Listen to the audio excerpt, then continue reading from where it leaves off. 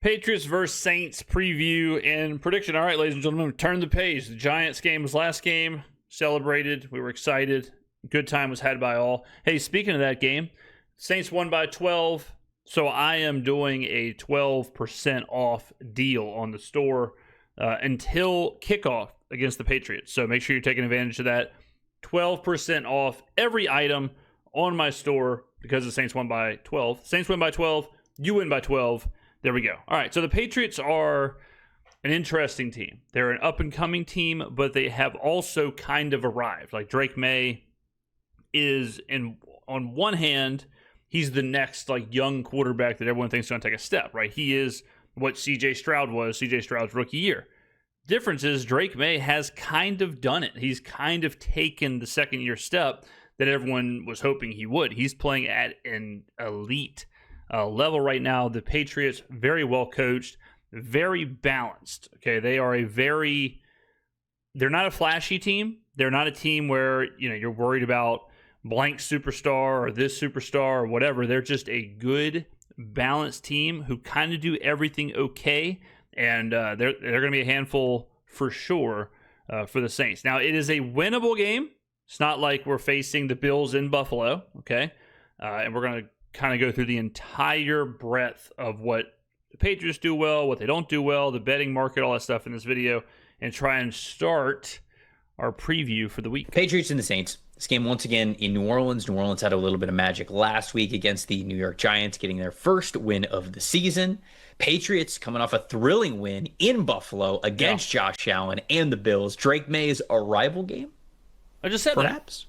What do we think about this one, Dalton? So I think we'll be curious to see how the Patriots respond to going on the road again after getting such a big win on Sunday night over. Yeah, so situationally, this is great for the Saints. Best thing that could have happened for the Saints was the Patriots beat the Bills. Similarly, the Giants beating the Chargers. Is it a letdown spot? Patriots get their biggest win of the season, no doubt about it, in Buffalo, prime time, and then you got to turn around a divisional game. Then you got to turn around, go on the road, and face the Saints. You never know the mindset of a team or a locker room or whatever, but just human nature, of course you're going to have a bit of a letdown. Now, you could argue, same for the Saints, right? You could argue, well, the Saints just got their first win. Like, are they in a letdown spot? I don't know. It might balance out, might not, but it is something that definitely benefits the Saints. It is better that the Patriots beat the Bills than lost to the Bills. For Buffalo, but you can't see this and have a letdown game here against the Saints, because especially their defense has not been playing that bad. But the focus obviously has to be on Drake Maye, right? And how much better he's looked this season, the work that Josh McDaniels has done with him on that side of the ball, and just in general. What's kind of funny is that the Saints are like a worse version of the Patriots. They're both rebuilding. The Patriots are a year-ish ahead because the Patriots were doing this last year, and they kind of started this whole process. New coach, new regime, young quarterback, playing well. Even Stephon Diggs is now kind of being the number one they wanted him to be. He's now taking that step. Now, granted, it was a revenge game against Buffalo, so you wonder how much that played into it. But even that, right? Like you have Diggs, you have Olave, Ramondre Stevenson, Kamara. It's like they're very similar teams as far as like the makeup, and the Patriots are definitely the better team. Like, there's no doubt about that. And the way the Saints can, let's just take a look at some metrics here. So DVOA, Patriots right now are the 21st total team. The Saints are the 31st. Special teams is crushing the Saints in this. Offensive DVOA, New England 13, New Orleans 22. Defensively, New England is 27th, and the Saints are 29th. Okay, if we keep going here, offensive DVOA, just take a look at all this. Just go through our due diligence, ladies and gentlemen. Passing, New England is 11th. The Saints are 24th. Rushing, the Saints are 18th. The Patriots are 25th. All right. Don't run the ball particularly well, and they've also had some fumbling issues with Ramondre Stevenson. Defensively, if we just do pass defense, the Patriots are 28, Saints are 29. Run defense, the Patriots are 6th, the Saints are 19th, okay? So that's where they are right there. if we go to Pro Football Focus, look at some overall grades. So overall, they have the Patriots slotted at 21st, the Saints slotted at 29th. Offensive, they have the Patriots slotted at 12, the Saints at 28. Passing, Patriots 10th, Saints 22nd. Pass block, this is something the Patriots do really well, is keep Drake Maye upright. They have them at New England at 5th, the Saints at 21st. Receiving, the Patriots are 9th, Saints are 25th. Running, the Saints are 8th, the Patriots are 31st. Okay, they struggle around the football. There's been some fumbling. Run blocking, the Patriots are is usually kind of correlated. 24th, Saints are 29th. Defensively, Patriots are 25th, Saints are 20th. Run defense, Saints are 15th, Patriots are 24th. Tackling, Saints are 32nd. The Patriots are, they're 24th. Pass rush, Patriots 12th, Saints 32nd. Coverage, Saints 7th, Patriots 24th. Okay, that's where they're at. And then YPP for the year, Patriots have been at around 5.6 yards per play. The Saints are 4.6, so a yard advantage for New England. Real quick here, the betting market. Oh, this is interesting. So the line opened 3.5. Like, it's been sitting at 3.5 all week long. No one has moved it across the board. There has not been a single sportsbook that has moved off the 3.5. Now the betting splits. 82% of the tickets and 78% of the handle are on the Patriots. So right now, this is a line freeze. Right now, this is a why are they not moving this number? Why are they not moving the number to 4? This is one of the most bet sides in New England as far as the ticket and the handle. I think it's the most combo. Well, I guess the Colts are probably the most combo-wise, but this is way up there. So what you need to be watching for is if this thing ticks to 3, that is reverse line movement. We love to see that. If it ticks to 4, you don't want to see that as a Saints fan. So be watching this number. If it gets to 3, that's good news for the Saints. General, I mean, the big moment and the couple of improvised plays are going to get the big story, right? There was the big throw to Diggs rolling to his right, and then when he has to stiff arm 320-pound Daquan Jones and just find a way to get the football out and put that last drive together. It's a big moment for him, but I think it's representative of how much better he's played in the first 5 weeks of this season. And one thing that jumps out as me is his control and his accuracy of the outer parts of the field. So often with other quarterbacks, we talk about the middle of the field and dominating there. Drake Maye is dominating outside the numbers right now. Trevor, when he's throwing outside the numbers, he's the second highest graded quarterback in football. Yeah, he's dealing. I mean, if you watch the Bills game, like, Drake Maye is absolutely dealing right now. Behind Jordan Love, he's been outstanding out there, almost 10 yards per attempt. That's a top 5 mark, a 129.5 passer rating when throwing outside the numbers. I think Josh McDaniels has done an unbelievable job of simplifying the game for Drake Maye, isolating routes on the outside, wheeling tight ends and running backs out of the backfield. Quick game under center has helped a lot. I think these one-on-one matchups, finding Stephon Diggs and Kayshon Boutte one-on-one outside, has worked so well for this offense right now. And I've actually got a film breakdown on this coming out most likely tomorrow, I believe, early in the day tomorrow.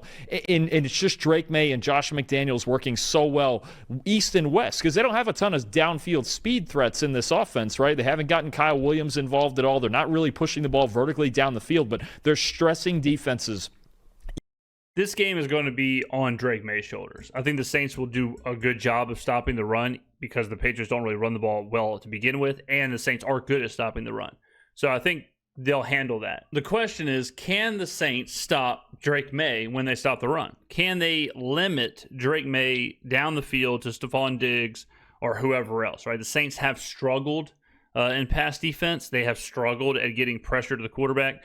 Drake Maye, just like every other quarterback, does much worse under pressure. All right, so the Saints cannot just be okay with stopping the run. They have to limit the abilities of Drake Maye right now. If they let him play like he played against Buffalo, it's going to be hard to win this game. They can't get into a shootout with Drake Maye and Rattler. The way that the Saints are going to win this game is you keep everything in front of you. You stop the run. You don't stop Drake Maye, but you limit him. You limit what the Patriots do. You keep everything in front, slow them down. Then you take advantage of a relatively weak-ish or a weaker defense, muck it up, try and get some turnovers, try and win the game. That is the key. I'll go ahead and tell you right now, turnovers will be the difference maker in this game. If you can force Ramondre Stevenson to fumble, he's been having fumbling issues. If you can force Drake Maye into some turnovers, in the games that they've lost this year, like the Steelers game, Drake Maye had five turnovers, or the Patriots had 5 turnovers. So it's still a young team, the Patriots. They still are apt to turn the ball over. Saints got to force it.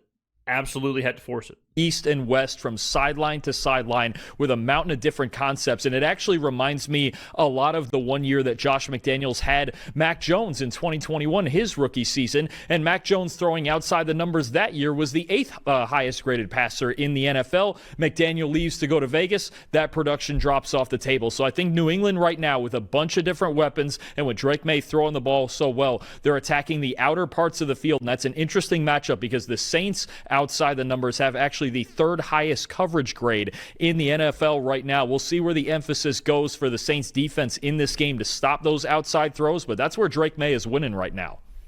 Yeah, so in those kind of 50-50 situations, strength on strength, as you'd say, Saints got to win those.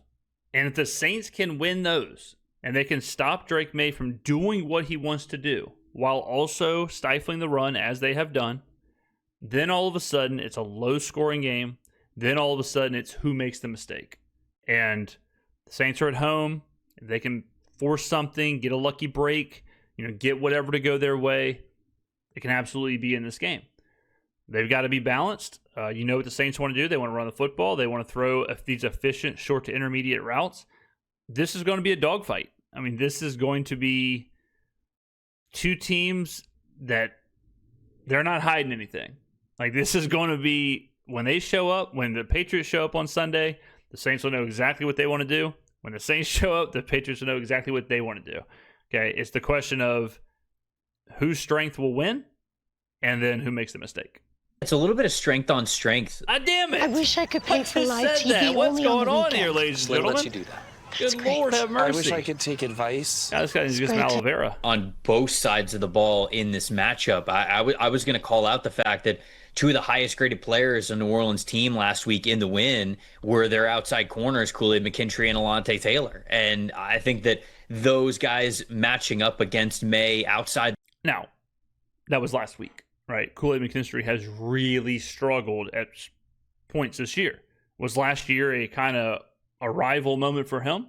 Was last week closer to what he is? I sure hope so.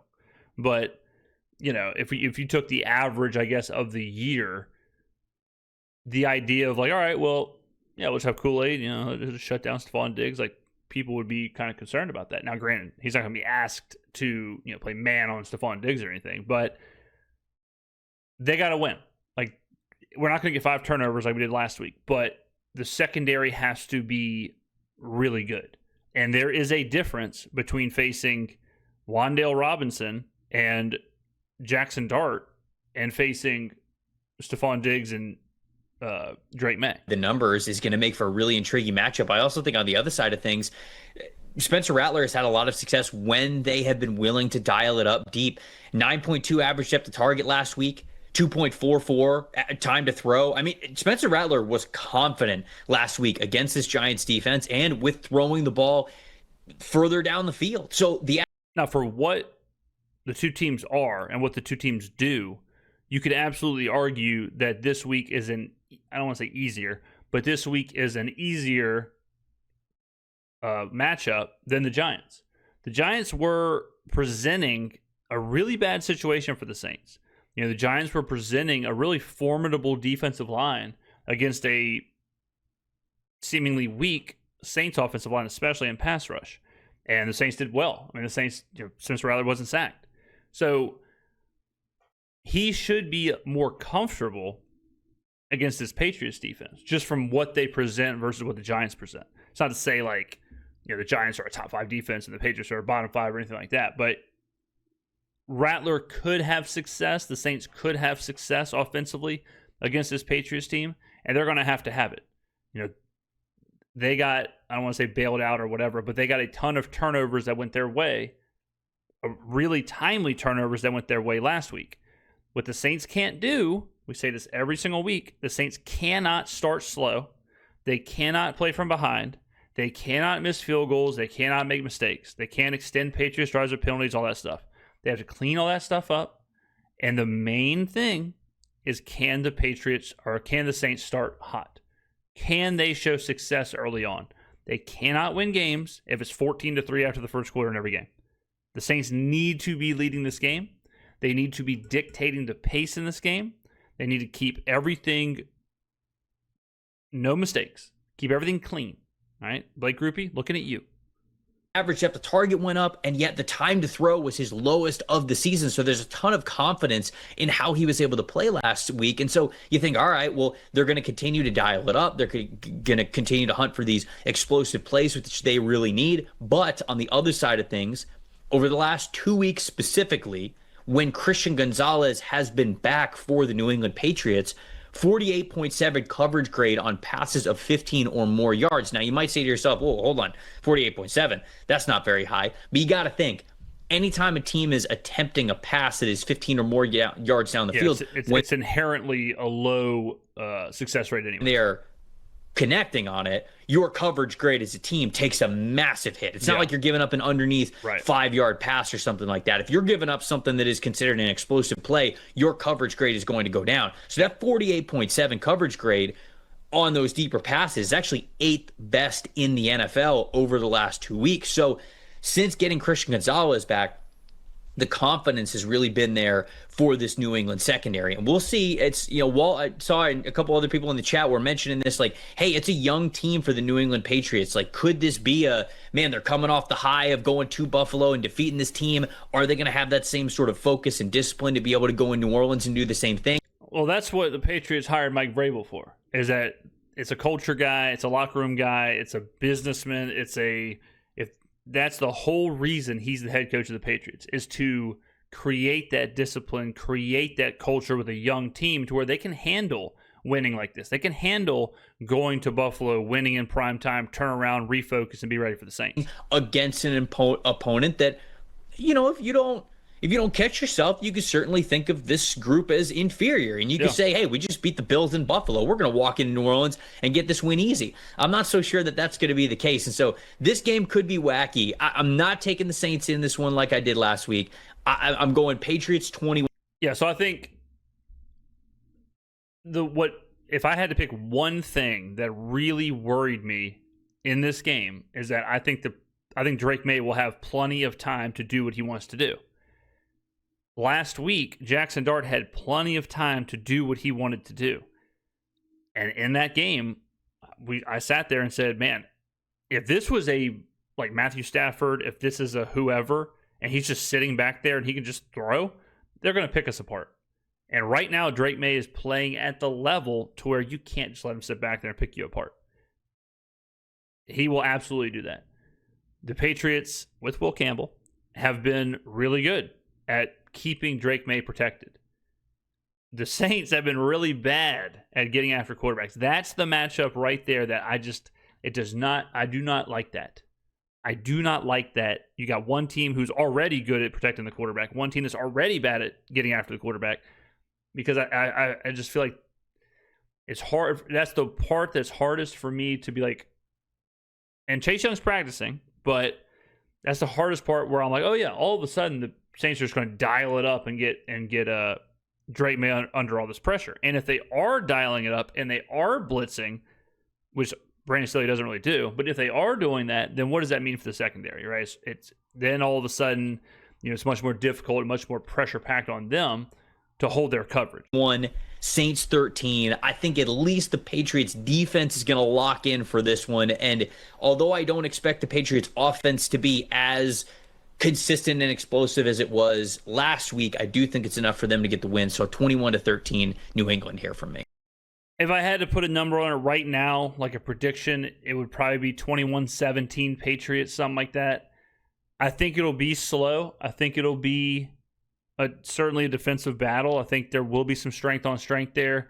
The Saints have been a sluggish, kind of plodding offense. We haven't seen that, explosion of points. We've seen now finally the explosive play, but we haven't seen the explosion of points. And against a pretty buttoned up defense, against a pretty buttoned up team overall, playing at a really high level right now, if I wasn't a Saints fan and I didn't have some black and gold glasses on, part of me would look at last week and say, okay, yeah, they outplayed the Giants, but they also got 5. They were also +5 in the turnover category, and they only came away with, they only came away with a 12-point win. Whatever it was, 24 points. So part of me would be concerned about that.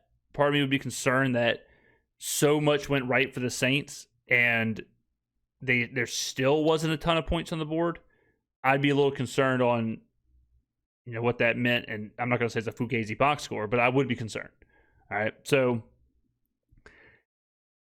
if the Saints are going to win the game, they don't need 5 turnovers, but they need some turnovers. They need to win the turnover margin. That's how it's going to be. If you told me right now that the turnover margin is 0-0, neither team has a turnover, I would think the Patriots probably squeak out a win, because I would think they're the better team. I think they are, like I said, they're kind of what we want the Saints to be next year.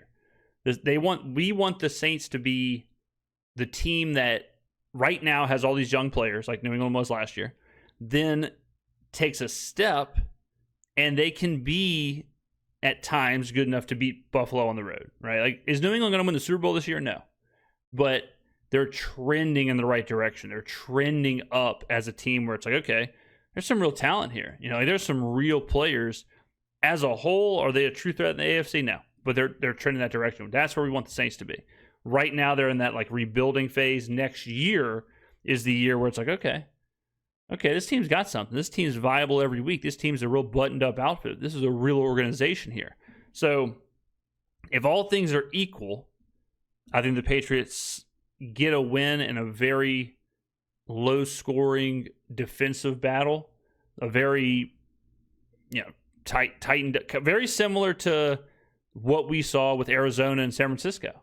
Very similar to those games. And those games kind of fell that way, of those low 20s, one-score game, something happens at the end, whatever. And as we see every week, when you have those low-scoring defensive one-score games, you're a possession away. You're a turnover away, a fumble away, an interception away, a blocked kick away, a missed field goal away from winning those games. So Saints got to win the turnover battle. Can't shoot themselves in the foot.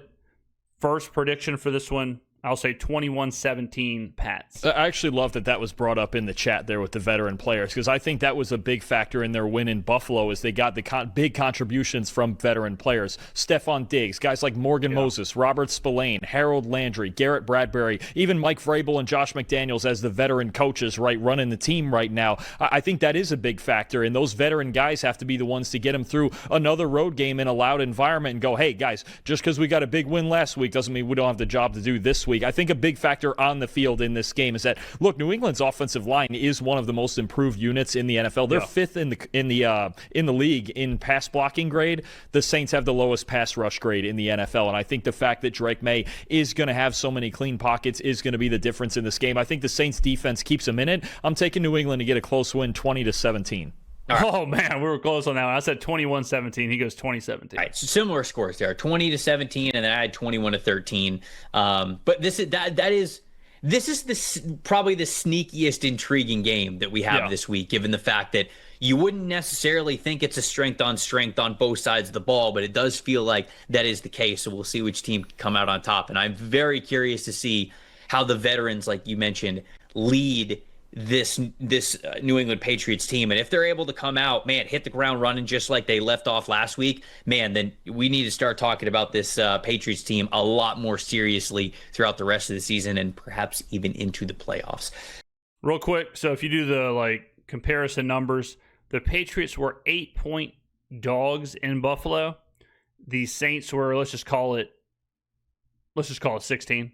There were 16-point dogs in Buffalo. So on a neutral Now, things have changed since then, obviously, but on a neutral, that means the belief is that the Patriots are 8 points better than the Saints.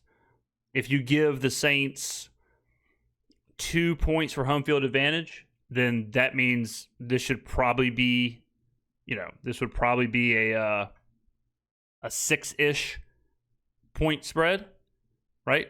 So on a neutral, again, let's do the math. Okay, I don't want to confuse anybody.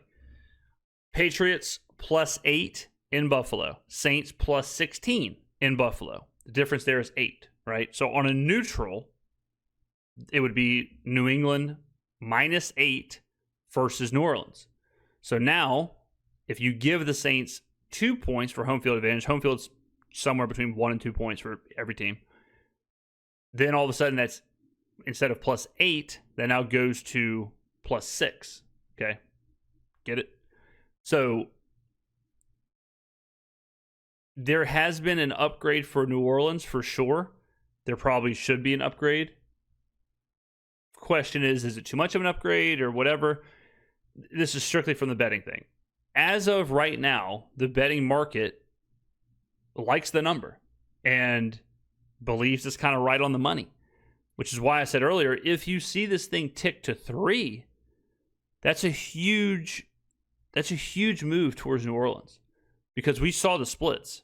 New England just beat Buffalo. Like, they're getting a ton of money. They're expected to get a ton of money, all that. So if it ticks towards the Saints, you have to ask yourself why. And just like the Giants game, where the Saints were a 2-point dog and then turned into a 2-point favorite, you had to ask yourself then, why? Right? So be watching this line. I'll be very interested to see where this line goes throughout the rest of the week. I'll be very interested to see if it does make that move to 3.